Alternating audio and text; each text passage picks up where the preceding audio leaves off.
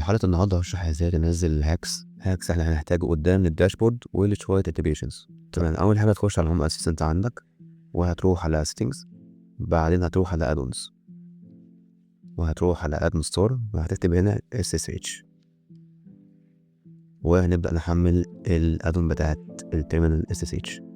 تمام، بعد ما تحمل هتعمل start on boot والwatch dog والadd to sidebar. تمام كده خلاص، هيبقى جاهزة. ممكن تروح لها من هنا من الليفت سايد بار، او تدوس open where you are. تمام، دوت الدوكر بتاع هوم اسيستنت، ده بيكون ظاهر في لينكس لما انت تبدأه بالفيرتشوال بوكس. كل اللي احنا عملناه ان هو بقى ظاهر عندنا هنا، ممكن ناخد اي كوماند ونرميه هنا. طب دلوقتي هناخد الكوماند اللي بينستول منه هاكس اللي هو الادون ستور. اول حاجة هتروح على الويب سايت هنا، وهتاخد الكوماند دوت، وهتروح على ال SSH وهتعمله بيست هنا وهتدوس انتر. تمام، بعد كده يبدأ يلود معاك، وهيقول لك اعمل ريستارت لهوم اسيستنت لما تعمل اي حاجه. تمام، زي ما انتم شايفين انا هنا عملت بيست للكود. تمام، ودوست انتر ودوت هو اللي حصل. تمام، فدلوقتي بيقول لي اعمل ريستارت لهوم اسيستنت. تمام، فانا دلوقتي هروح واعمل ريستارت لهوم اسيستنت.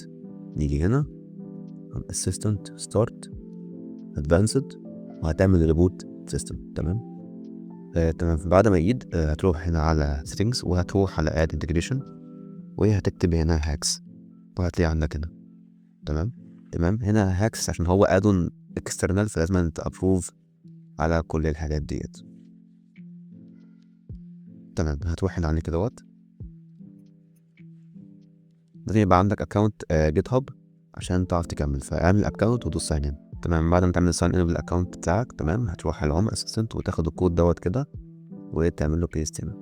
دوت حاجه زي التوكن، بس هو مش هيعمل بيست اعتقد، فانت هتضطر ان انت تكتبه. بس كونتينيو. نبقى انه ياخد اوثرايزيشن بين بين هاكس وبين جيت هاب اكونت بتاعك، فهتقول له اوثرايز وبس كده. تمام، هتدوس فينيش، وكده انت بقى عندك هاكس. وهتبص على الشمال هتلاقي عندك هاكس موجود هنا اهوت، وبس.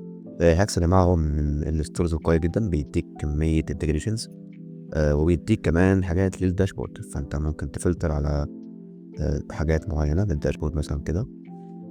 في الحلقة الجاية احنا ممكن نضيف انتجريشن من هاكس، او ممكن نبدأ نخش في الداشبورد ونبدأ الداشبورد بتاعتنا حتة حتة.